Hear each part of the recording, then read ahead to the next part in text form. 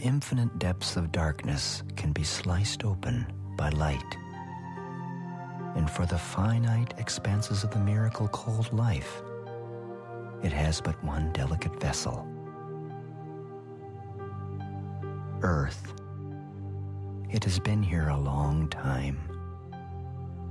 The light has gently bathed this beautiful complex membrane faithfully. Mankind is the only form of life to step back and take a long, hard look at our only home. Our intelligence has brought us here, and it has also brought us much closer to another world within us. And within this universe, ironically, lies the blueprint for our future: cancer. It is a biocode gone wrong. It is delighted by what we do to feed it. The menu we've provided for these creatures is becoming more extensive by the day, except that one human being found a way to close the pantry doors a long time ago, in 1928. This is that story.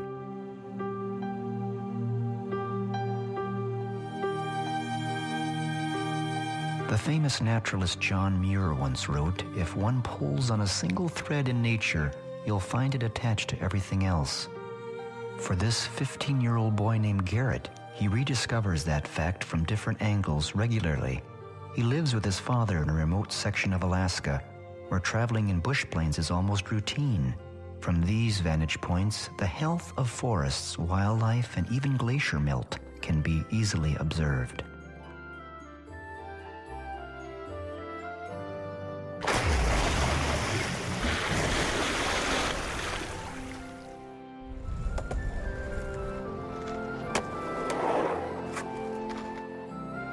For Garrett, his sensitivities about nature are acute. His eyes have already seen nature in the raw, with many obvious questions answered before he had time to actually read about it in a book.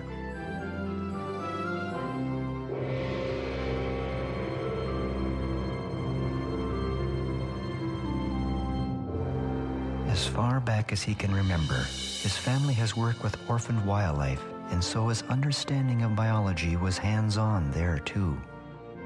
Thanks in part to a special book written by a Dr. Max Gerson, he understood how important it is to feed a young creature such as this porcupine the right mix of foods, or that creature would succumb quickly, especially in its first few days of life.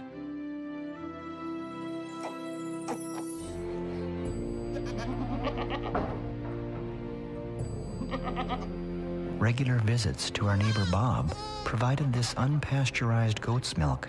No store could legally supply this. Bob's wife, Margaret, is recovering from breast cancer.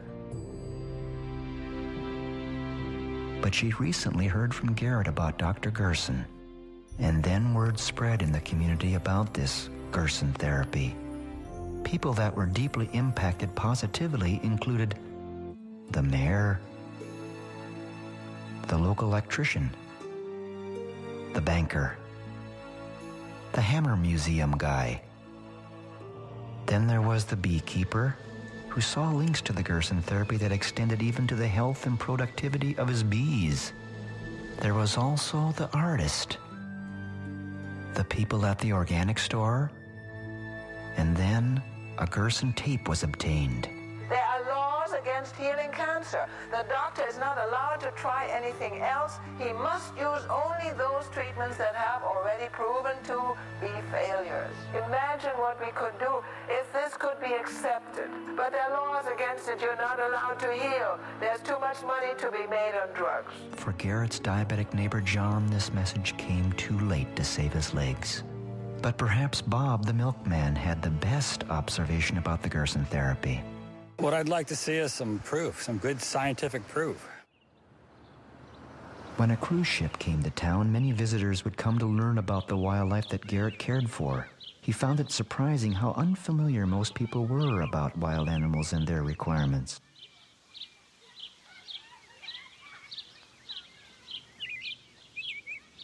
The news of this situation eventually got back to Dr. Gerson's daughter, Charlotte, who sent Garrett a little gift.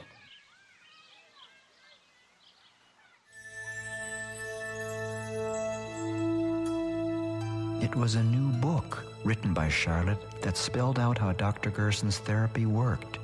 It had easy-to-understand statements about cancer. Even a 15-year-old could find the text a good read. The chapters were profound and seemed too good to be true. Points are made that sparked curiosity to learn more.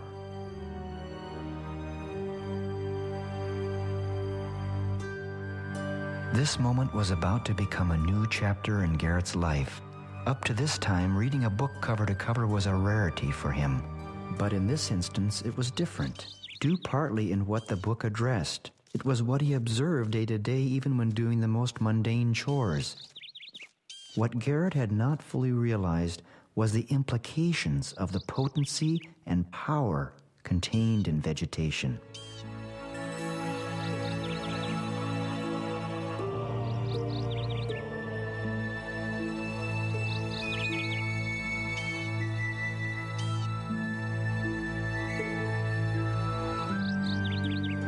What seemed like a simple snack taken for granted in the garden had tremendous implications worldwide.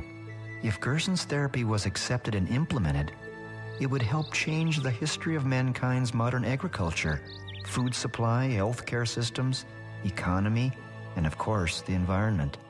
Then Garrett learned a lesson in being misunderstood one day when his father cleaned the house and tossed an artwork piece Garrett had made into the trash. Because of its unusual design, the community garbage collector fished it out and gave it to local police, who declared it a bomb. Definitely a blow to Garrett's creativity. Other situations then took their toll on the boy, and Garrett's straight-A record sunk. His father decided he needed to be homeschooled. His first homeschool lesson was about Dr. Gerson and... I'd like to see some scientific proof. The boy wasn't sure how that would be accomplished, but he did draw out an analogy between gold mining and human nature to start with. He decided the best place to start his research would be the public library. It didn't take much time before he located several independent sources that confirmed important points as outlined in Dr. Gerson's original classic book. From those important leads, the dubious characters that make up the history of the use of fluoride fascinated the boy. He dug for more information, and then more skeletons were uncovered. Then Garrett began to assemble a general outline of what needed to be accomplished to successfully confirm the Gerson protocol. It was when the words about hope were written that I made an inquiry to become involved in helping him document the integrity of the Gerson therapy. First, there's Gerald Cox, who worked for the Mellon Institute of Industrial Research. The Mellon Institute, by the way, was the leading defender for the asbestos industry. Gerald Cox became interested in the fluoride from the suggestions of Francis Frary, the director of the aluminum laboratory of Alcoa. And then came a leading scientist in toxicology, Dr. Harold Hodge. Harold Hodge was the one who oversaw injecting plutonium and uranium in people.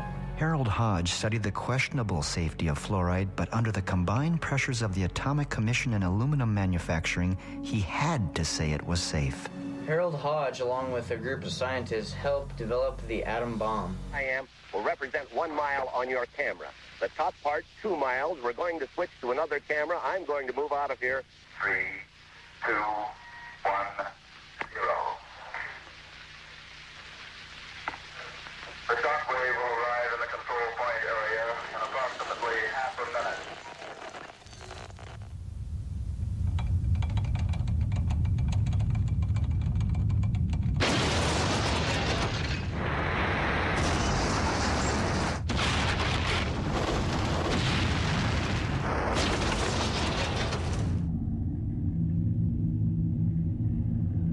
And then came Edward Bernays, the nephew of Sigmund Freud, the wizard of public relations. Selling fluoride for public water supplies was easy for Bernays. He used the slogan, "Trust your doctor." To this day, even fluoride tablets are dispensed to children, thanks in part for the need to use fluoride to build the atom bomb. Parallels can be drawn from this history to another in the making about cell phones. A $28 million grant was given to Dr. George Carlos in the 90s to prove cell phone safety, but instead he found otherwise. He refused to be paid off. Cell phone transmissions are still a concern as to how they affect insects. Do they teach this in public schools? But when it comes to dental health, diet, not fluoride, can play a huge role. This became vivid for Garrett as he assisted on minor surgery of his tame wolf. The perfect cavity-free teeth of the wolf pointed to facts in a book he had just finished studying from the library. It was called Nutrition and Physical Degeneration by a distinguished dentist named Dr. Weston Price. Dr. Price traveled the world with his wife in the 1930s to visit native cultures that had never been exposed to modern civilization's diet of white flour, canned food, and sugar. To his amazement, these people averaged less than 1% of tooth decay. And Dr. Price noted something else.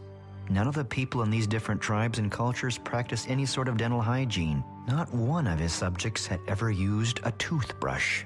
But once processed food was introduced to them, tooth decay and disease followed, and it was the beginning of the end of the uniformly hardy and strong. Dr. Price studied animals with improper diets. Two-headed calves, deformed cats were the result. He also observed a direct link between human skull formation and diet. And yet, in present day, the subject of fluoride is still debated. In the state capital of Juneau, Alaska, I met up with the city's chief dental officer. For the state of Alaska's position on water fluoridation, the Department of Health and Social Services and Division of Public Health support water fluoridation, but in Alaska it is a local initiative, and what's going on in Juneau is a local vote on Juneau resuming water fluoridation. So while the department supports this, this is really a local issue, and I'm also involved with the Citizens for Dental Health coalition, but that's not in my capacity as state dental officer. Do you think that fluoride in the water will help prevent cavities and such? What is your position? I think there's clear evidence over the past 60-some years now that fluoride reduces tooth decay. But fluoride's only measurable effects on tooth decay are from topical application, not from drinking it. Hitler's alleged reason for mass medicating water with sodium fluoride was to sterilize humans and force them into submission. Garrett needed to see both sides of medicine. He then viewed compelling scenes from stock footage about Gerson I had already compiled. If you think of basically what's in Gerson therapy, you really wouldn't expect it to cure cancer. So no, I don't think there's any evidence that anybody's ever been cured by Gerson therapy. It's not right from any aspect at all. Well, has the Gerson therapy ever cured a cancer patient? Oh, of course not. They won't even release their records. There's absolutely no scientific evidence that he's cured anyone. You know, I've never interviewed any Gerson patients. It really is pointless. But I had interviewed patients, and more than a couple. These patients had recovered from every type of cancer, and for many of them it was terminal. Orthodox medicine had given up on them and sent them all home to die. Some of them published books about their recoveries. I traveled all over the world, from Holland to Japan, and everywhere it was the same result: recovery.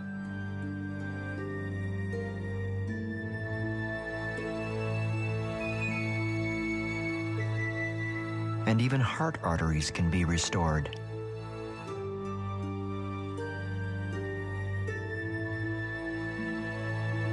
When Prince Charles spoke publicly in favor of the Gerson therapy after observing its effectiveness, he was skewered by the medical community.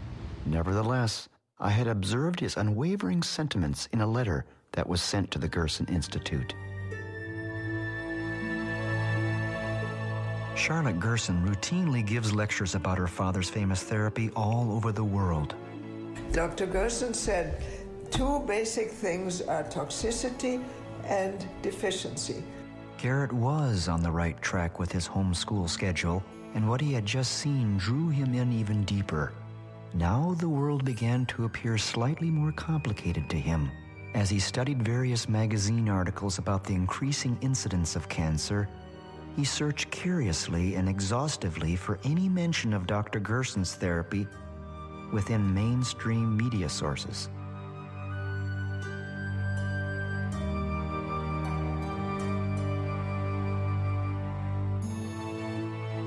Instead, what he discovered within the pages of any given article about cancer or chronic disease was a different approach to the crises, one that made him suspicious. Garrett wanted to learn more, and to his delight, the Gerson family sent him some long-forgotten film reels. Dr. Gerson's image with his family came to life.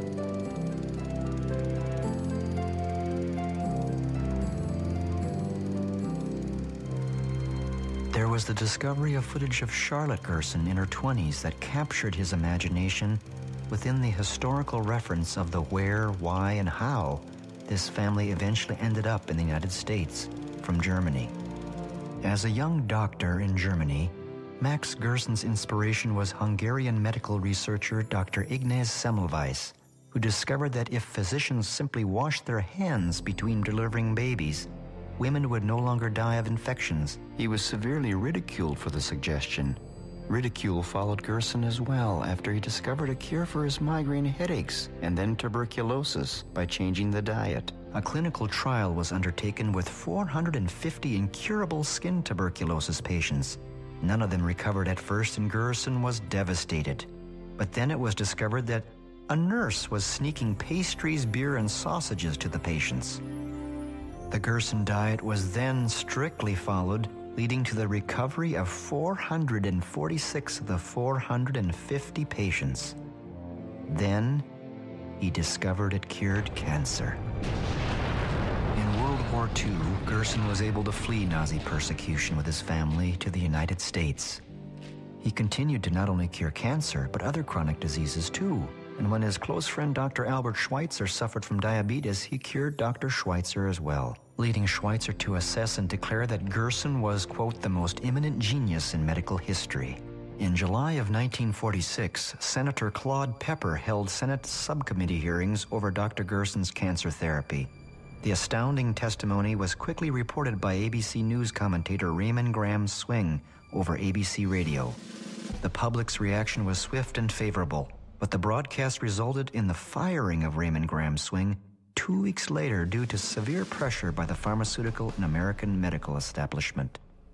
I was investigated 5 times. What do you mean by being investigated, sir? From the EMA. They investigated you? Yes, 5 times. Every time they come, I show them, here's a patient you sent home to die, cured. Other patient, you sent home to die, cured. Next patient, you sent home to die, cured. And cure he did, including people with muscular dystrophy like this young girl. Dr. Gerson's public lectures about his therapy were unpopular amongst his peers. For example, Gerson had spoken out against tobacco since 1920. Time out for many men of medicine usually means just long enough to enjoy a cigarette. And because they know what a pleasure it is to smoke a mild, good-tasting cigarette, they're particular about the brand they choose. In a repeated national survey, doctors in all branches of medicine, doctors in all parts of the country were asked, "What cigarette do you smoke, doctor?" Once again, the brand named most was Camel. Yes, according to this repeated nationwide survey, more doctors smoke Camels than any other cigarette. Why not change to Camels for the next 30 days and see what a difference it makes in your smoking enjoyment? See how Camels agree with your throat. See how mild and good-tasting a cigarette can be. And as more layers of the therapy were uncovered and understood, it was becoming clear to Garrett why there was such opposition to Gerson's therapy of caring for health. The tobacco industry was the main source of advertising for the American Medical Association at that time. Philip Morris was the Journal of American Medical Association's major source of advertising revenue. The editor of that journal, Dr. Morris Fishbein, attacked Dr. Max Gerson for, quote, treating cancer patients with diet and warning them against cigarettes. Fishbein originally aspired to become a professional clown, yet he never practiced a day of medicine or treated a single patient in his entire career. Today it's no different. Chemical and pharmaceutical companies now run the American Medical Association and the FDA. The thing that bugs me is that people think the FDA is protecting them. It isn't. What the FDA is doing and what the public thinks it's doing are as different as night and day. A quote from Herbert Lade, the former commissioner of the FDA. The boy remembered the superior effectiveness in a remedy his father had used on his foot. Costly and toxic pharmaceutical treatments had not worked, but by merely dicing a few cloves of garlic mixed with raw honey, his foot problem disappeared. Raw honey also disinfected and greatly sped up cuts and abrasions. Another healthy, inexpensive item used, that is non-toxic, was hydrogen peroxide. It was used as a cleanser in the home and was even found useful cosmetically in hair highlighting. Garrett found putting 3% hydrogen peroxide in the ears for a time would even prevent the common cold. There are volumes written about natural cures and treatments. Knowledge is power. Garrett gave his orphaned moose calf named Franny her last bottle of goat's milk. And so Garrett's homeschool lesson went to a new level. It was time for him to take his homework on the road and put it all to the ultimate test.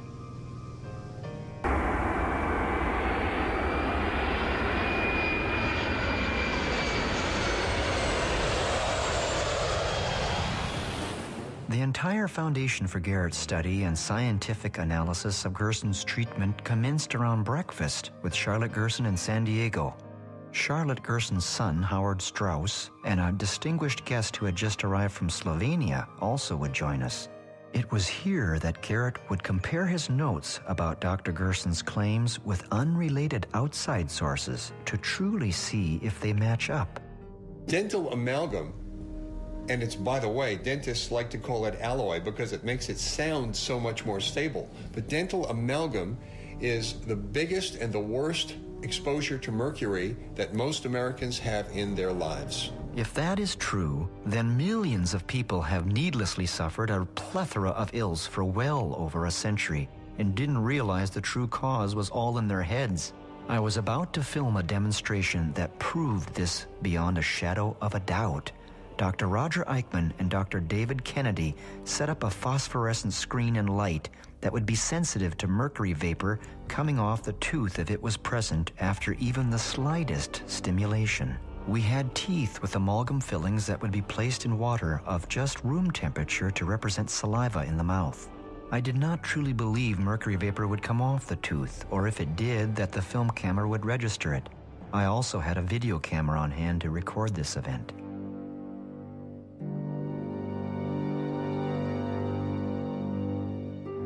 To my shock and horror, and as you can see, the 35mm motion picture camera did register the mercury vapor coming off the tooth.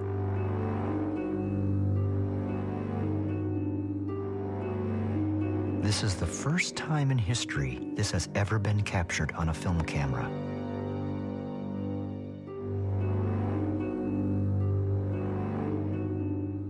To make certain that what you are seeing is mercury, we had on hand a special instrument called a Jerome mercury sniffer to measure the levels. 191. 190. Show that to me, please. 191. Is that high? They'll close the factory, it goes over 100 and evacuate. Oh boy, my gosh. Okay. Now, you think about Turn it. off the light. This is room temperature, 1 tooth, at least 50 years old. It's been degassing for years, and many people have a whole mouthful of them. Yeah. Now, just think what happens if you have half a dozen people in a elevator, all degassing like this, and it's degassing 24 hours a day, 7 days a week. Yeah. And your OSHA standards are based on a 40-hour week. Dr. Eichmann dipped his fingers in water to prove that this is not condensed water vapor. Put my fingers in it. And if you notice, my wet fingers have no gas coming off of it. It's not water vapor. I don't see anything, yeah. That you're seeing. Next, Dr. Kennedy set up on the counter an amalgam mixer, which dentists use in their office to mix the amalgam capsules. And after mixing, they're broken open to prepare to be placed inside a patient's mouth as the amalgam filling. The amalgam capsules are then lined up one by one on a shaker where they are shaken for a time. With an unsuspecting patient nearby, the capsules are then broken open just as any dentist or dental assistant will do. Will mercury vapor be released? Remember, this is common procedure and goes on each and every day all over the world in dental offices next to innocent patients.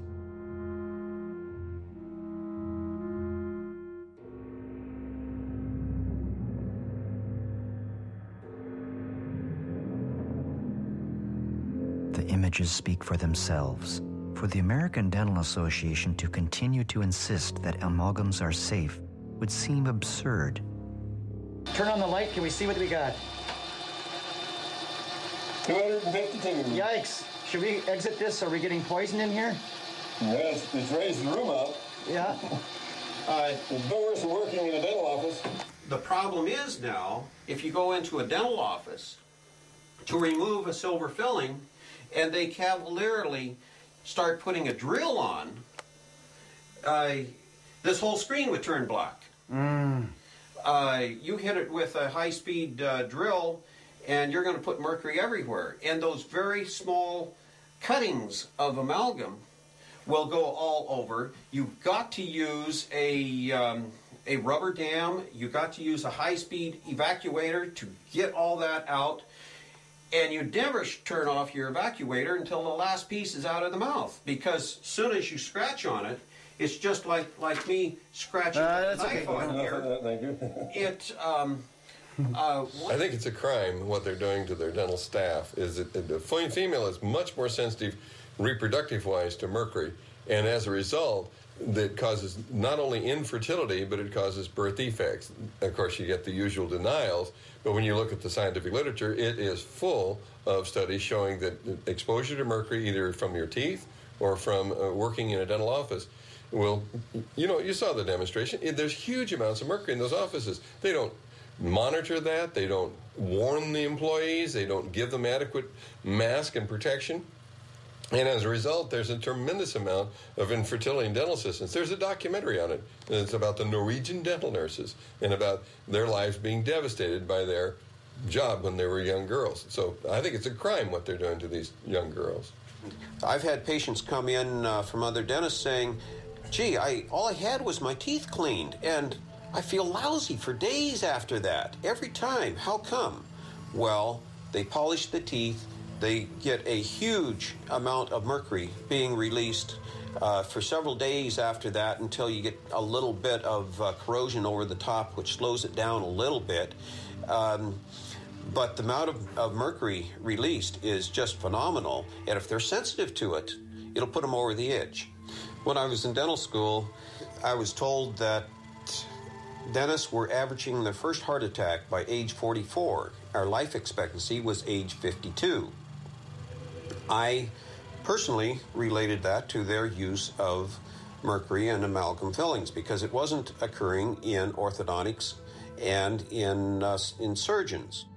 I had made certain that Garrett was nowhere near this demonstration to ensure he did not inhale any mercury vapor. Yet that seemed absurd when considering that many people are walking around with amalgams in their mouths. Dr. Gerson was right all along. Dental health is paramount to healing from chronic disease. In Colorado Springs, Colorado, there is one renowned dentist who has spoken out about fluoride, dental amalgams, and even the dangers of root canals for decades. His name is Dr. Hal Huggins. But just before we were to meet him, Garrett fell into a depression. He couldn't seem to overcome the disturbing chemistry lesson about deadly methyl mercury vapor that Dr. Roger Eichmann gave. This homeschool lesson had hit him hard. And then the cause of his sadness was revealed. The boy's parents had unwittingly allowed some dentist to stick the mercury inside his mouth too. He now saw himself as a biohazard. But the good news was that he was about to meet Dr. Hal Huggins, who would give him some reassuring direction. Well, most of the people I see who are having their amalgams removed have some sort of a dread disease. But you're interested in prevention, then you are 1 in 100 who's in a very good position, because prevention is a whole lot easier than correcting a problem after it's occurred. He asked how many dentists state that mercury fillings are safe. Well, that would be pretty close to 100% if they want to be in dentistry tomorrow, because the Dental Association has certain rules and regulations that if a dentist is asked, is mercury toxic, and they say anything affirmative, they say, well, yes, it is. It's the most poisonous metal on the planet that's not radioactive. They're going to lose their license and be selling used cars the next day. So what they believe and what they can say, two different things. Then he wanted to know which dentists know how to remove fillings properly. Those people who go out and just have their fillings removed at random, by actual measurement, 63% end up with an autoimmune disease within 6 months that they did not have before they had their amalgams removed. Dr. Huggins guided Garrett to a dentist that did know how to safely remove his filling. The boy remembered a question he had asked Dr. Huggins about retaliation for speaking out.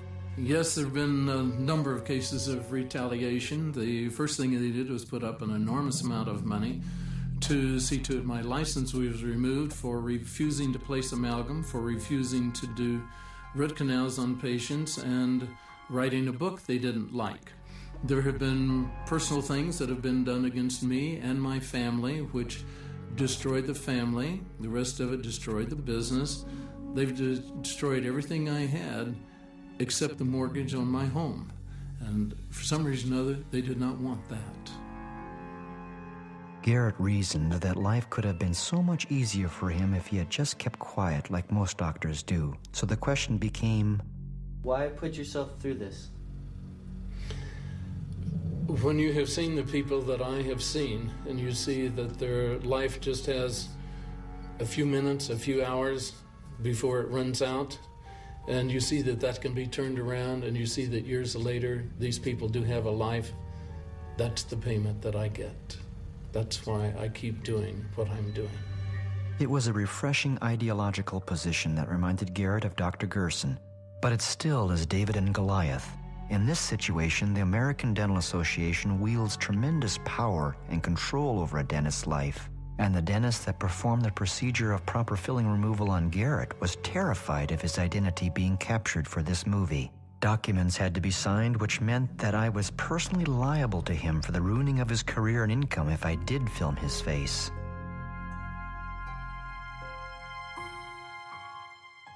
Hearings on mercury fillings are now taking place in Washington, D.C. that hopefully will put an end to this amalgam disaster. It is estimated that there is 1,000 tons of mercury in the fillings of Americans at the moment. Incredibly, the FDA has never conducted an environmental assessment of the use of dental mercury amalgam as prescribed by law. It is very important for the Orthodox people to keep patients from coming to alternative treatments because they work. People have been so brainwashed for so long. But what could possibly be worse than dental health? Certainly food additives couldn't be that bad. MSG is a tremendously damaging chemical. Monosodium glutamate is actually, it turns off the switch in your brain that says, I've had enough to eat. The problem with MSG, though, it's an excitotoxin. And just what is an excitotoxin?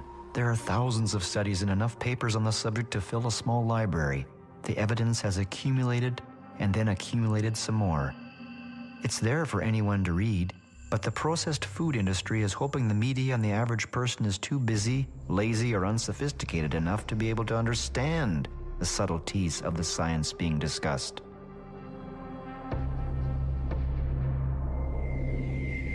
But just in case the average layperson does show a bit of curiosity about the dangers of flavor enhancers like MSG, the food industry has smartly printed little rack cards and brochures to give us, defending their crisp position.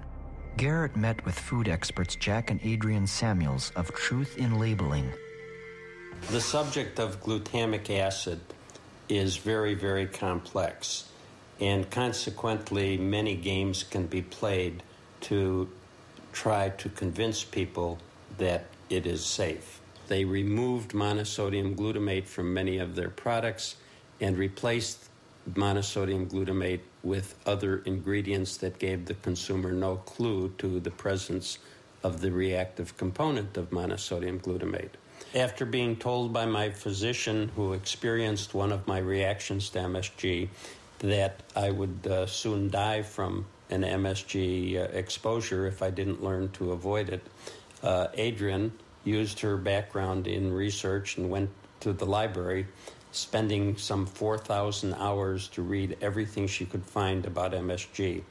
To her surprise, she found there were studies that indicated that MSG was safe, but they were all sponsored by the glutamate industry or their agents, and were all flawed to the point of being worthless. And at the same time, there were many other studies that clearly demonstrated that MSG was toxic and dangerous. Neuroscientist Dr. John Olney has studied MSG for decades. He rarely gives interviews because of the unwanted attention it incites. My background is in experimental neuropathology. I conducted a study of monosodium glutamate and its toxicity potential for infant animals, and I found that glutamate destroys nerve cells in the developing infant animals' brains. I could understand his shyness about appearing on camera because he has played a key role in the incriminating evidence against the processed food industry for several years.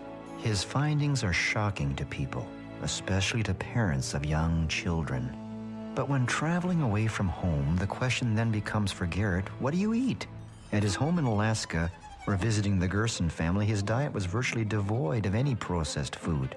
It takes a little extra work to seek out delicious organic produce and/or restaurants.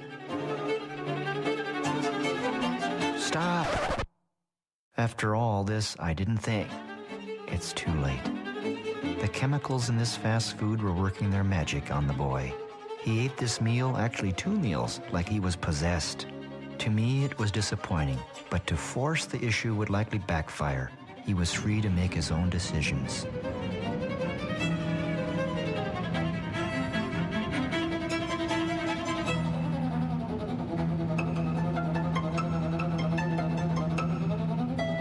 Three hours later, on a plane headed for Jackson, Mississippi, the results were in.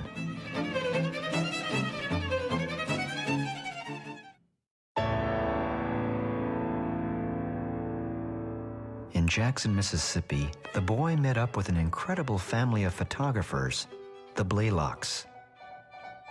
Dr. Russell Blaylock is a renowned board-certified neurosurgeon and author of several books on cancer, excitotoxins, and health. It is here where Garrett reoriented himself to a healthy snack, but unbeknownst to the lad, I had a little test planned. The mass consumption of this excitotoxin substance in the food is interfering with people's ability to think and remember and use language, so that our children no longer have the capacity that their parents had.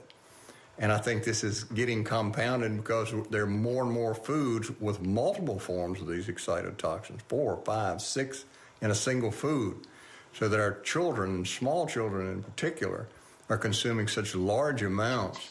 It interferes with the development of the brain as well as destroying these connections between the brain cells.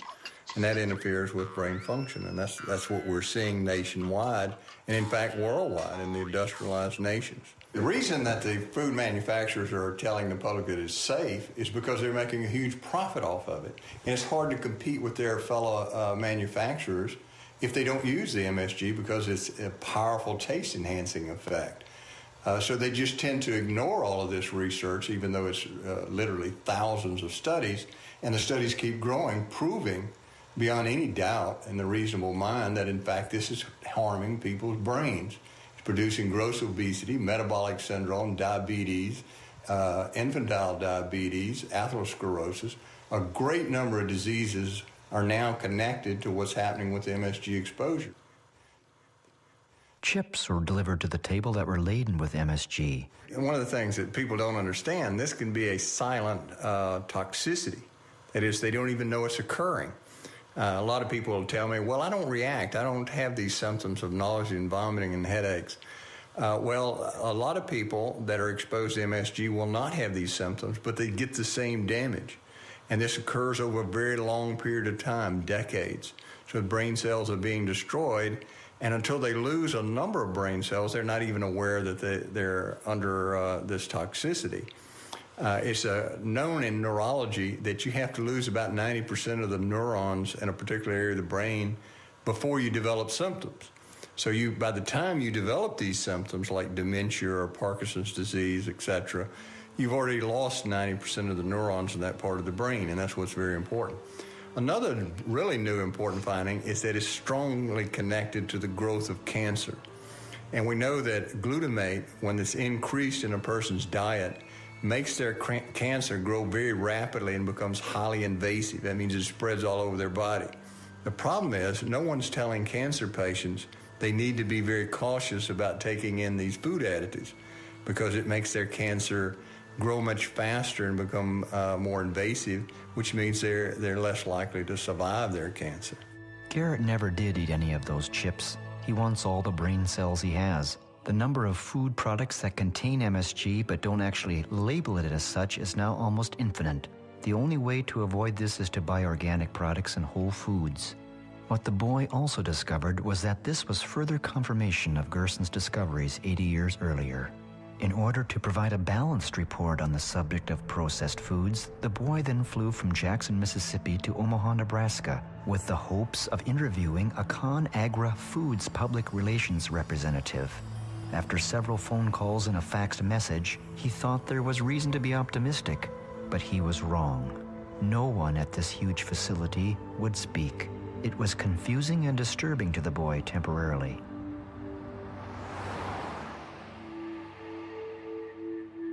For me, this heavily guarded facility and non-communicative position was supreme arrogance, especially when considering that they are feeding us, or some of us, every day. It reminded me of facilities in Alaska, such as the military's HARP project, that raises questions about the weather, or my experiences in trying to get interviews with oil companies that turned me down flat. The native people of the North and their concerns are low priority. The boy tried to contact ConAgra twice more with no reply. All was not lost, however. We went to Omaha's Mayberry Park, where Garrett found great delight once more.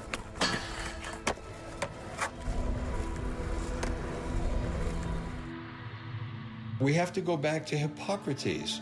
He said, first of all, do no harm. Well, every single drug does harm. Then he also said, let food be your medicine and medicine be your food. That's very important because food will nourish you and heal you. It's natural materials which your body knows how to utilize. Your body has evolved over millions of years to use. Whereas these huge, incredibly profitable companies all over the world are damaging, liver toxic, and cause disease. So how can they really be considered a medicine if they're causing disease? If we couldn't speak to food manufacturers, then maybe we could speak to a food engineer. Meet Carol Hornline. We met her at the St. Louis, Missouri airport and were driving her to a radio interview. Along the drive, there was plenty of time for sightseeing. Garrett, in particular, now had time to digest a lot of information. He overheard much of the conversation going on in the front seat about another food additive that made him remember. In 1974, I petitioned the commissioner of FDA about some evidence I had found pertaining to aspartame causing brain lesions. But despite all warnings, the former head of GD Searle, Donald Rumsfeld, forced it into the food market anyway. As a highly paid and highly respected food engineer, Carol was right in line to work with this dangerous substance. It wasn't long before she was riddled with tumors from her pituitary gland to her ovaries. She ballooned in weight and continues to have health problems. Carol will never be the same again. She no longer wants to work as a food engineer because, quote, I can't work at a place where I'm knowingly poisoning people. This story is actually worse than the tobacco story because at least you can choose not to smoke. Food, you have no choice. We were now at the radio station where Carol would have a chance to tell the world her story and what food additives like MSG and aspartame do to any unfortunate organism that comes in contact with it. Kennedy and Mr. Albright. This radio program, The Power Hour, can be heard around the world on shortwave radio or the internet every day of the week in rebroadcasts or broadcasts. To the point where they're leaving their seats and they're going out and becoming activists and they're demonstrating and writing letters.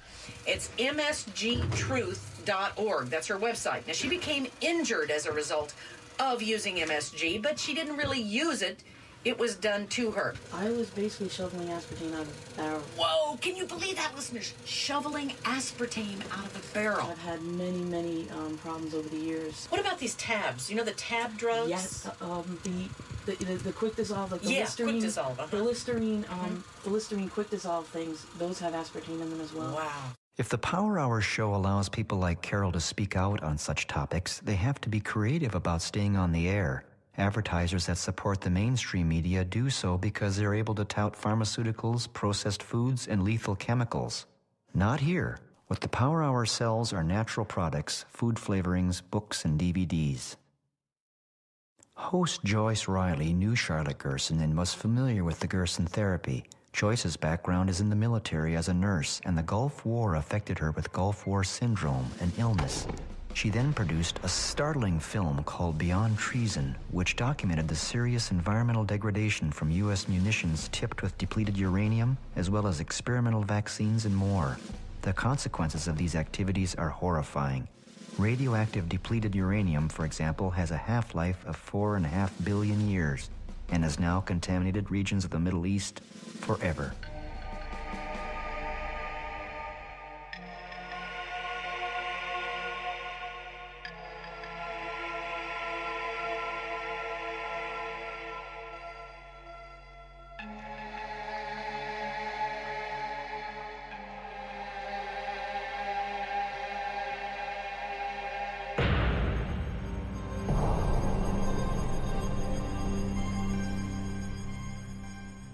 Joyce explained the Gulf War syndrome suffered by military personnel.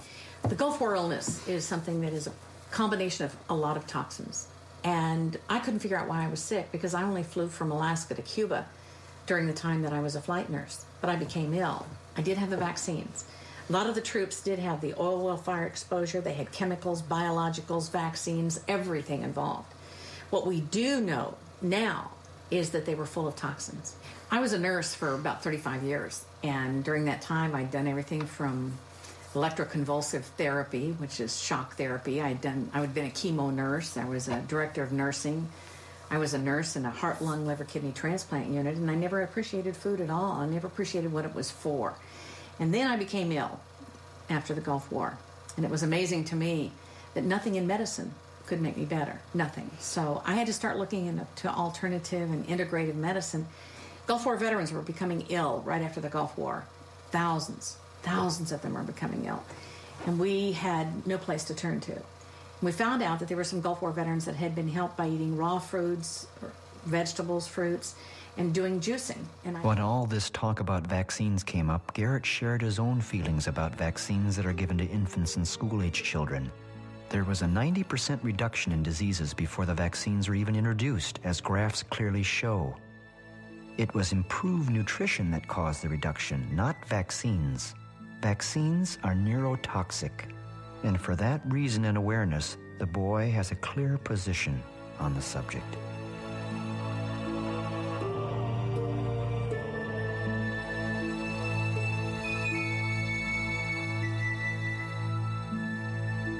Genetically engineered foods are literally lethal. It was here in San Francisco that the boy had the good fortune to meet the executive director of the Center for Food Safety, Andrew Kimbrell. The Center for Food Safety is a national nonprofit organization working to protect consumers and the environment from the hazards of harmful food production technologies and promote organic and other forms of sustainable agriculture. One of the great misconceptions we have about genetically engineered food is that the genie is out of the bottle, you know, and you hear all the time 60 or 70% of foods got genetically modified ingredients in it. Not true. 60% of processed food has genetically engineered ingredients. Actually, almost none of your whole foods are genetically engineered. None of your fruits, none of your vegetables, your meat, your fish, most of your dairy products are completely free of genetically engineered ingredients. As a matter of fact, there's only really 4 genetically engineered crops. That's corn, cotton, canola, and soy. So we have stopped genetically engineered wheat. We've stopped genetically engineered rice. We've stopped genetically engineered fish. We've stopped these biopharmaceuticals. We're seeing that really genetically engineered food is one of the great failures of modern agriculture. It's being rejected around the world. And not only can we stop it, we are stopping it. There are 5 companies that are behind GMOs. You have Monsanto, DuPont, Bayer, Syngenta, and Dow. Those are the big 5 companies behind genetically engineered foods. And they all share one thing in common. They're not agricultural companies. They're chemical companies. And there's a reason for that. Genetic engineering today means only one thing. Not all the stuff that's been advertised, all the myths about more food, more nutritious food, tastier food, all nonsense science fiction. These chemical companies have engineered these crops so they can withstand more and more of their herbicides and pesticides. And they selling hundreds of millions of more tons of their chemicals. That's what they're about. I'm not surprised that Monsanto did not want to interview for this film. Monsanto has developed a technology which has one purpose and one purpose alone, which is they can sell more of their herbicides. Garrett was shocked to find in doing his homework that many of the people that work for these chemical companies later worked in government positions that were supposed to regulate these corporate giants. Sometimes they went back to work for the corporations again. Employees commonly move through what has been coined the revolving door between corporations and the public agencies that regulate them. Monsanto should not have to vouchsafe the safety of biotech food. Our interest is in selling as much as possible. Assuring its safety is the FDA's job. But when this quote is said alongside a statement from the Food and Drug Administration, it simply doesn't give the casual food eater much protection. The boy found this all very disturbing, with 0 credibility left over for either group. Ultimately, it is the food producer who is responsible for assuring safety. So really it's up to the good nature of the biotech companies to provide studies to the government. But mostly this is an unregulated industry, and this is our food. One of the great questions people ask is, are genetically engineered foods lethal? Are they toxic? And the FDA gave us an answer. The Food and Drug Administration of the United States gave it an answer. In the 80s and 90s, they looked at these foods and said, yes, the process of genetic engineering can take a non-toxic food and make it toxic. It can create new allergens. It can lower nutrition in food. It can lower our immune response. And in certain cases, we even see these foods have the potential to create cancer, certain of this technology. So the answer is in on whether GM foods are lethal or toxic. Yes, the very process can make a safe food and turn it into a toxic food and potentially a lethal food. The objective of Monsanto is clear. Monsanto has become the largest seed company in the world. Monsanto is in the process of buying up all the seeds of the world, which they then want to patent and control so that farmers will not be able to save those seeds. And they want to genetically engineer those seeds, and they want to put something called Terminator technology in those seeds.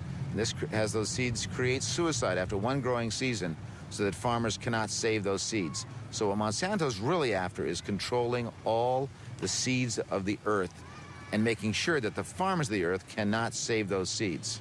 This becomes extremely important when you realize that 80% of all the farmers of the world depend on seed saving for their survival. So if Monsanto is able, either through patenting or through this Terminator technology, to destroy their ability to save seeds, the result will be mass starvation. Garrett was surprised to learn that controlling pests and all the other reasons chemicals are applied, including artificial fertilizers, is completely unnecessary. There are dozens of institutions in the U.S. alone that strive to declare the good news of sustainable agriculture. Dr. Paul Hepperly demonstrated to us through many seed and field trial studies the amazing ways in which plants thrive and outperform chemically dependent fields.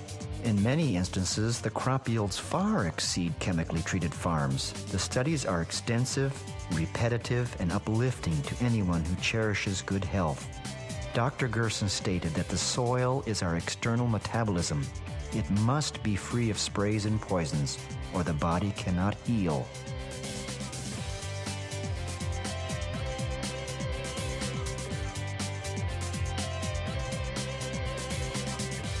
With chemical agriculture, the water that comes from your tap may contain much more than fluoride and chlorine. And there's another food treatment process that could still threaten your health. What we have found with the irradiation of food is it does not just kill the bacteria, which is what it's used for, but actually molecularly changes the food. It creates something in food called free radicals. And these are novel molecular elements in the food that have never been there before. For example, in normal foods, we've seen the creation of benzene, which is a known carcinogen. And we've seen a number of other toxic elements in these food created because of the irradiation that fundamentally alter that food. So we have an ethical responsibility to eat well. The beautiful truth is that people around the world are saying no to GM foods, they're saying no to irradiation, they're saying no to food additives, and they're saying yes to organic food and beyond organic food. They're saying yes to food that is local, that is appropriate scale, that is humane, that's biodiverse, and that's socially just. Garrett thought that one way to stop some of this is by the way we vote, if indeed you can trust the voting machines to work right.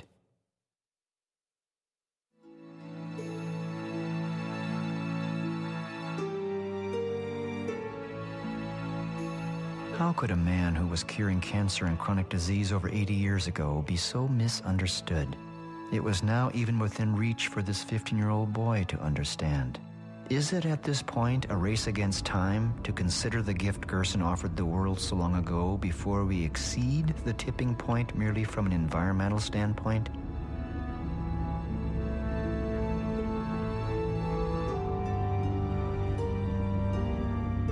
During the course of our travel, Garrett noted an article in the paper about obesity. After what he had learned, it wasn't a bit surprising. With all these chemicals and craving for more chemicals and more refined foods and sugar, we are bound to be obese and die that way.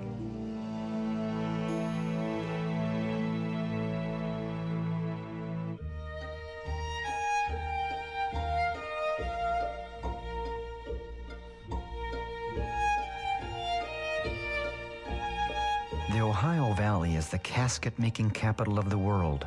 Naturally, the boy had wondered what eventually happens to an oversized dead person. Here at Goliath Casket Company, this family-owned business is experiencing a booming market, which Garrett credited to pharmaceutical drugs, MSG, aspartame, vaccines, food irradiation, genetically modified foods, dental amalgams, water fluoridation, and root canals, to name a few. Even the standard-sized casket is an inch wider than it used to be.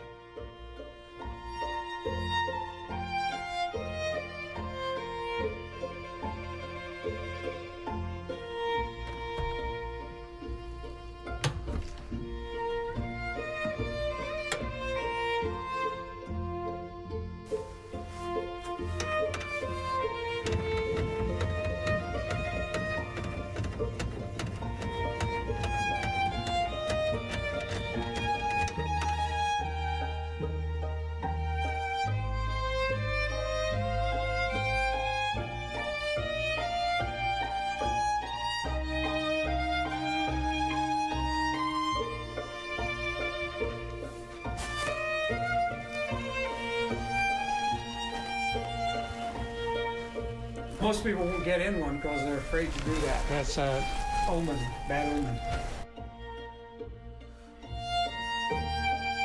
This would actually be quite nice for a cabin up in Alaska in the summer. You can close the lid in there, you wouldn't get any light, and you could sleep better.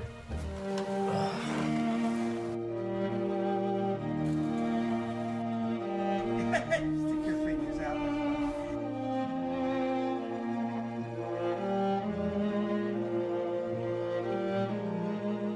Most of the people are not taller, but they're wider and deeper. One of the issues we have with oversized obesity and oversized people is that they're very wide and they're also very much thicker or deeper. So our caskets have to be designed to accommodate this problem. Also, when they ask for a cremation, and many times they cannot do the cremation because the doors on the retort aren't big enough.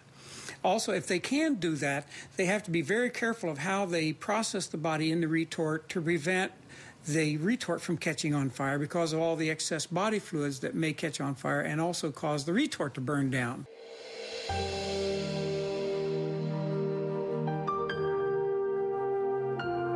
With all this cross-country travel, we had to stop.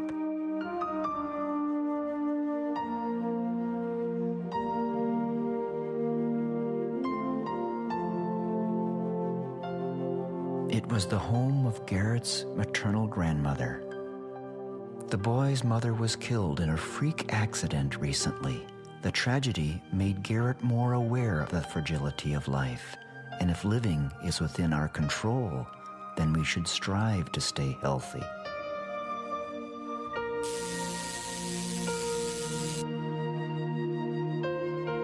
All living things have a distinctive energy field around them that can be measured and even photographed.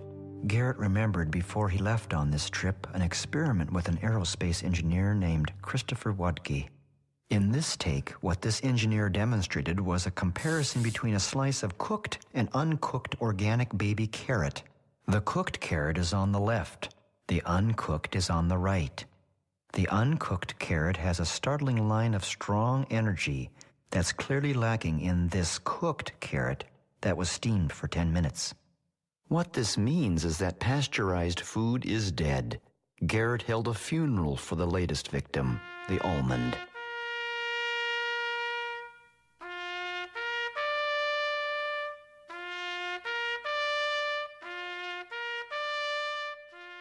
We then tried the experiment with a piece of conventionally grown apple and a piece of organically grown apple. The results were more subtle, but the apple piece on the right is organically grown, the left conventionally grown.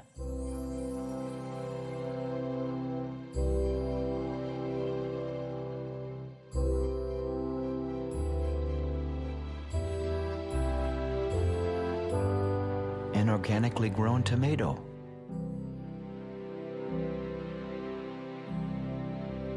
A conventionally grown tomato. The photographic technique utilizes 50,000 volts and a broad range of frequencies to resonate with the test objects, capturing their patterns for analysis, whether living or non-living. The boy found the results consistent and fascinating, an area of study that needs a closer look.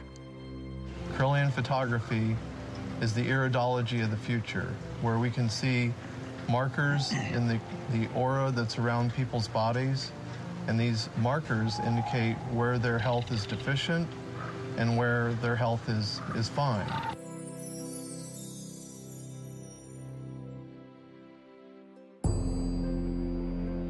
All of the homework that Garrett did was finally coming together. His study of the Gerson therapy was now close to completion. The Gerson therapy is no secret, never has been, and it works. It is simple, but requires compliance and dedication. Very basically, it utilizes fresh-pressed organic juices, delicious organic meals, and, oh yes, coffee, as in coffee enemas. Dr. Gerson gave an example of 50 recovered patients in his original book in the late 1950s that was representative of thousands of recoveries at that time. All the patients were diagnosed with extremely detailed records at leading medical centers around the country. During and after the treatment, the medical records from independent medical centers bear out the results, and the results bear out a beautiful truth. Gerson cured his good friend Dr. Albert Schweitzer of adult-onset diabetes, and then his wife of lung tuberculosis, and then his daughter of a rare skin disease. It is something Schweitzer would never forget, and they exchanged letters up until Gerson's death in 1959. The cancer industry is about money and drugs, yet all the money in the world won't save you if you make the wrong decision. You might as well be homeless. The boy is certain that many of the famous and talented would have changed history and culture if they could have only known. Garrett, on the question of what does the pancreas do? Essentially, the job of the pancreas is to digest food. The pancreas has a key role to play in the Gerson therapy, and in this boy's simple graphic, it is clear the human intestinal tract is longer than that of the carnivore. The digestion in a human becomes quite compromised if he starts to eat animal protein. stressing the pancreas as well as the digestive tract. But the pancreas has one additional very important job, and that is to protect the body from malignant cells. The pancreas recognizes malignant cells if they develop and digests and kills them, gets rid of them. When you overload the pancreas, as most Americans do, with excess animal protein foods, all the jobs, all the ability of the pancreas is used up just trying to digest and get rid of all this animal products, and there's nothing left to protect you from the malignant cells. The immune system is paralyzed. Then the question was posed to Howard by the Slovenian guest how the coffee enema works. Why? Well, what happened was that the caffeine in the coffee enema was absorbed by the hemorrhoidal vein, which is wrapped around your descending colon. That is a vein. It's a drainage system, not a distribution system like an artery. So that's part of the portal venous system, which then brings the caffeine directly to the liver. Directly to the liver. Okay. Not just the caffeine, but also some of the other elements of coffee. Okay. Cafestol and kawiol. Okay. And potassium. And potassium, very important, potassium. Okay. So then the liver is stimulated to produce glutathione S transferase and bile. Now, what the glutathione S transferase does, it is a blood cleansing enzyme. Of course, pharmaceutical companies have wanted to produce something that would stimulate glutathione S transferase, but they can't patent it. Because if they could clean the blood, that would be wonderful, but they can't. Okay. So we say, coffee enema. Okay. And they say, go away, kid, we can't patent that. The coffee enema is prepared with 3 tablespoons of fine ground organic coffee. Then it is simmered for 15 minutes. It is then poured through a filter into a 1-quart container. Distilled water is also added to restore it to a quart. Then it is poured into an enema bucket. Once the coffee has drained into the patient lies on his right side, knees drawn up for approximately 10 to 13 minutes, and then evacuates. But in order for the boy to truly be impacted on a personal level, he needed to meet cancer patients to believe it for himself. No more pictures, no more books. Garrett wanted to go to Mexico.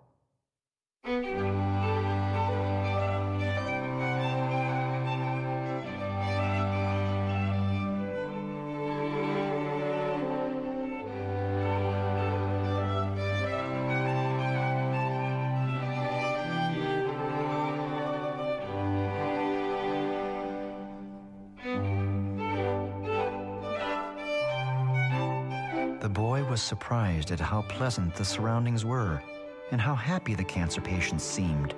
They were here from all over the world. Garrett ate with them and listened to their stories.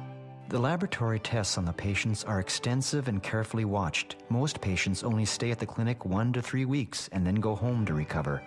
One of the patients from New Zealand was eager to visit with Garrett. So how long have you been here?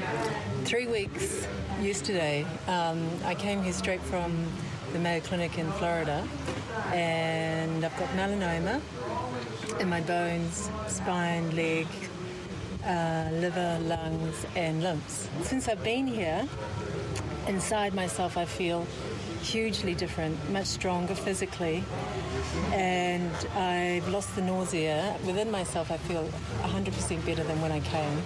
So I came here from the Mayo Clinic. They told me that I had 4 to 6 months to live if I didn't do chemo, and if I did chemo I would have 6 to 8 months to live with what I have. If I had really good chemo, that's like top of the line, and I responded, I might have a year. So looking at those options, I decided to look elsewhere. My sister flew over to meet me, and she was reading Ian Gawler's book about his recovery from cancer. He had bone cancer, where he was given 2 weeks to live. And after trying the Gerson therapy for several months and then adapting it, he's now still alive and has got the Ian Gawler Foundation in Australia. I trust it actually with my life. That's why I'm here. And I'm talking to Mrs. Gerson and talking And then Howard and Garrett spoke with one of the clinic's doctors. cases that we have. And what do you see? What do you see in the first few days of? In the first few days with doing the coffee enemas, I started to notice changes. Their pain starts to diminish. Their energy is increasing. Patients that come here the first day with blood pressure in the first week disappears. Goodbye taking blood pressure medications. And the patients starting to realize, you know what, there's something more here than just a coffee enema and detox and organic diet and juices. They start to see the changes. And as I start to believe in what the hope they're believing, and I tell them it's more than hope, it's a reality. Reality. And it starts changing their way of life. And you, as a physician, must get phenomenal satisfaction. It excites me, unbelievable, to see changes in the blood work, in the x-rays, something that I can actually touch, feel, because I see these patients every day. From Tijuana, Garrett traveled south to meet a cancer patient that was recovering against all odds, at home with the Gerson therapy. In the mountains outside San Cristobal de las Casas, Howard Strauss guided Garrett to meet this patient, who is the same age as Garrett. Her name is Lupita.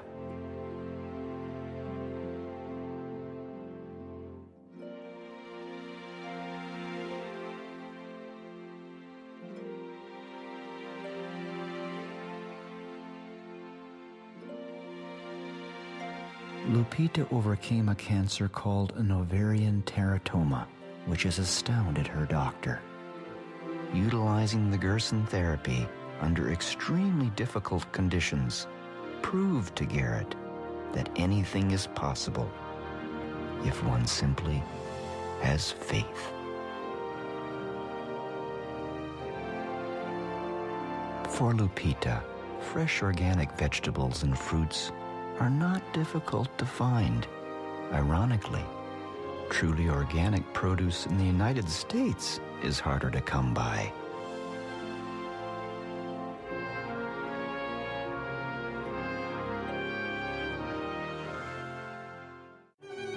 The Gerson Institute in San Diego has extensive files of case histories for anyone to see. 12 months after the diagnosis of prostate cancer, I was cancer-free within 12 months. And that was proven by the MRI and other imaging tests that I had, and which found amazingly that the cancer was completely gone from my sacrum, from my pelvis, from my liver, and from the prostate. 32 months after diagnosis, I did yet another MRI, a second MRI, and that reconfirmed that the cancer was completely gone from my body, in all areas of my body. And if anyone doubts this, I have all the medical records to prove it. I brought all the medical records with me, from the doctor's reports to the scans to the imagings, and they prove it beyond a doubt. It's just an amazing thing. The pathology reports speak for themselves. Garrett found recovered patients everywhere with proof from their doctors. The Gerson therapy cured my fibromyalgia. But then I showed Garrett footage I had taken almost 5 years ago of a patient that was given a death sentence by conventional medicine. She had extra ovarian primary peritoneal carcinoma, stage 4. No one had ever recovered from such a cancer using orthodox medicine. So here she was, using the Gerson therapy in a last-ditch effort. And now, 5 years later, Garrett was looking at the results. Was he reading her obituary? This was her story. He leaves the room and goes, down the hall for a minute, and he comes back in the door and he crosses his hands across his chest, and just in astonishment, he looks at me and he says, "You're the only patient we have seen that has survived this diagnosis." He said, "This is unheard of." And so I told him that if he ever got sick, to give me a call. And I would help him. Garrett wanted to push this further, and so he asked this patient to go back to the Mayo Clinic to get a statement from her diagnostic doctor that the Gerson therapy cured her. The Mayo Clinic went into a panic mode because the doctor did want to appear on camera, but he was cut off. It became a waiting game. We would much appreciate it. He'd be making a big difference for the treatment of cancer and the environment. The answer came with the police, and they ushered her away, thinking she was a terrorist. As a result, the doctor is quitting the Mayo Clinic to work without such restrictive boundaries. But there are many others. In 1986, I was diagnosed with pancreas cancer, which has spread to my liver, gallbladder, and spleen.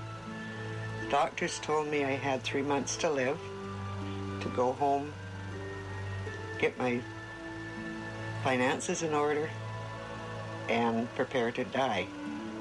She did the Gerson therapy over 20 years ago. Garrett remembered where he started with his homeschool lesson.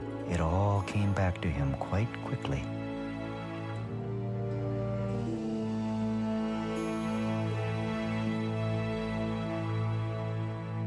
No, I don't think there's any evidence that anybody's ever been cured by Gerson therapy. It's not right from any aspect at all.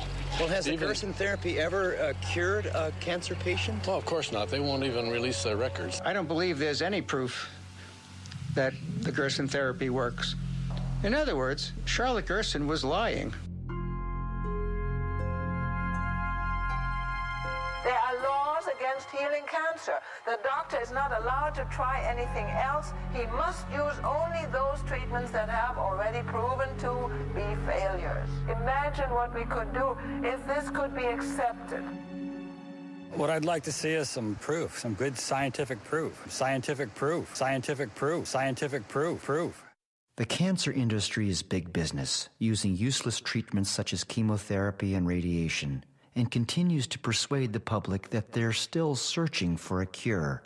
A documentary called Healing Cancer from the Inside Out by Mike Anderson put it well. The American Cancer Society was formed with the backing of John D. Rockefeller, and it has functioned as a mouthpiece for the cancer industry, not the public, ever since.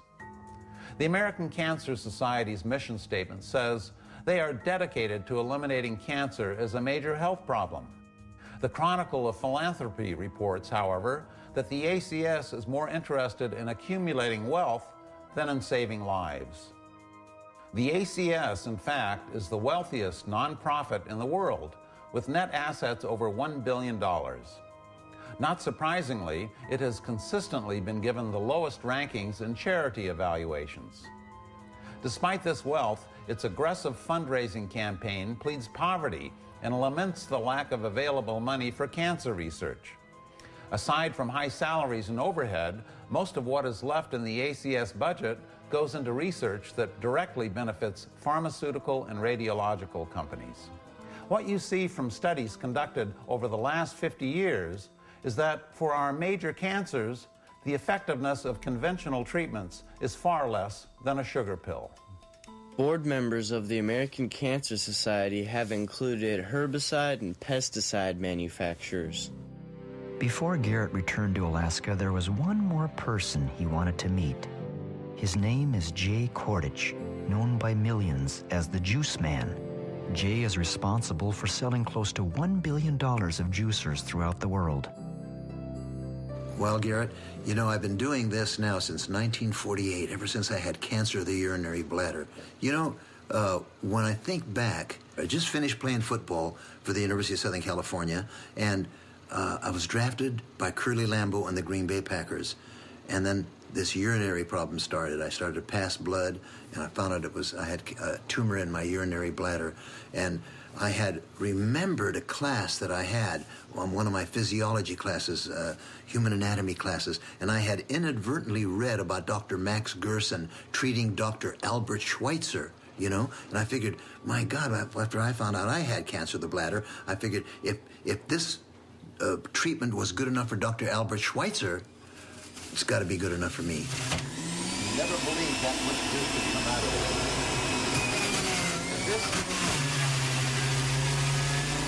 This is the juice that saved my life when I had cancer of the bladder. The Gerson treatment, carrot and apple. Because of that, I'm here. All the drinks that I made And I continue even today, and this has been how long? Wow, 1948.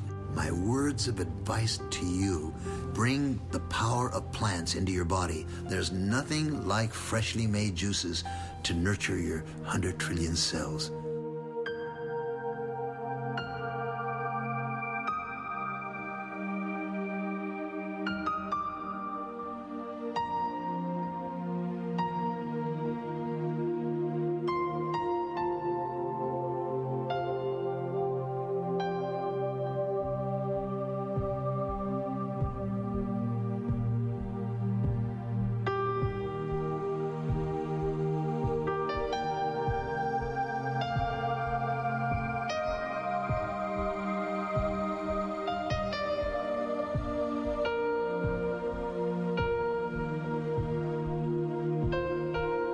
Garrett was now 6 miles from home. His homeschool lesson was officially over. The memories of the trip still glowed red hot in his mind. Specifically, how could he possibly forget a woman who carries on her father's work relentlessly against all opposition? Who carries the torch of a way of life that is health care, not some government agency's plan hatched with a collection of drug companies?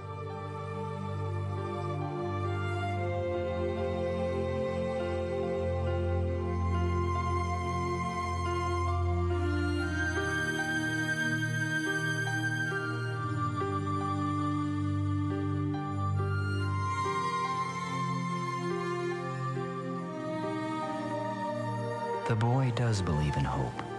He believes he has a future. He believes that environmental issues that confront humanity will dissolve into collective solutions. After all, this is our only home, and we are rational human beings.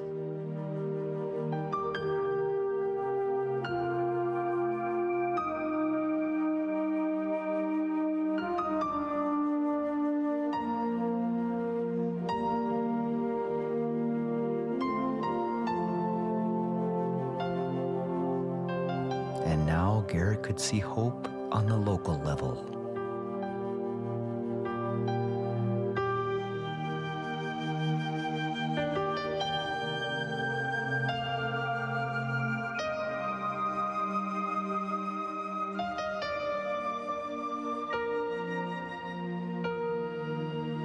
Garrett couldn't wait to bring this fresh-pressed carrot juice to his neighbor John.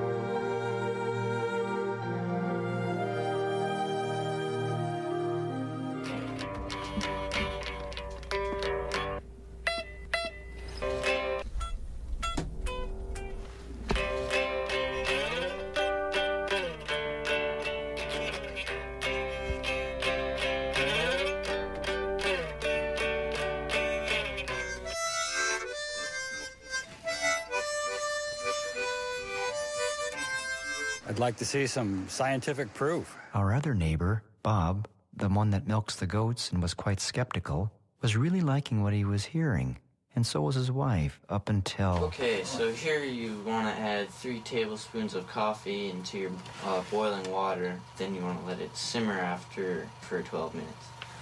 And pour it in a quart jar and add water so it ends up being a quart.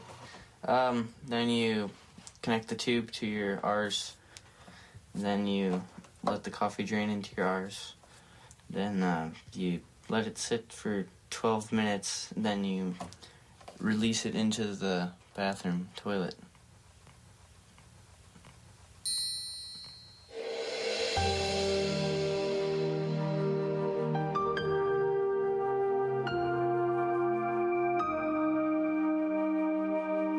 On another level, I think I learned more from this journey than my son, and for that, I'll be forever grateful.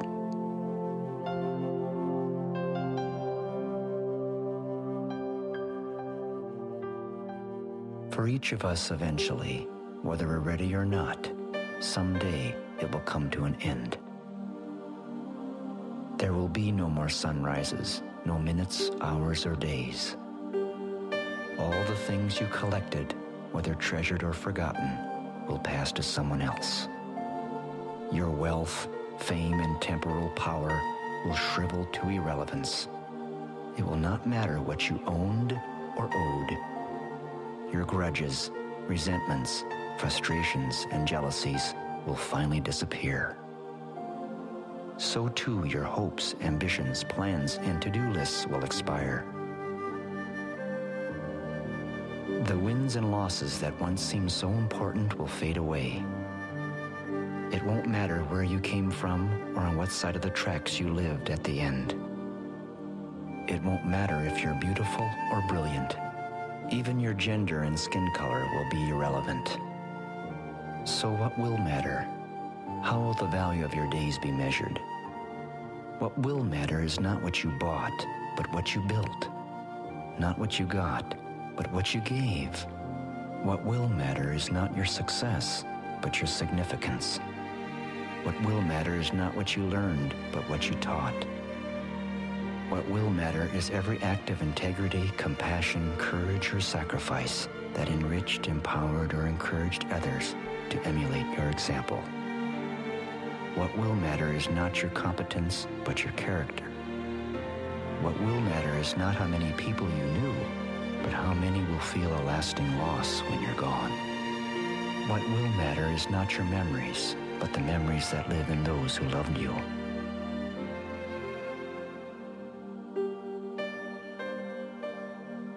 A life lived that matters is not of circumstance, but of choice.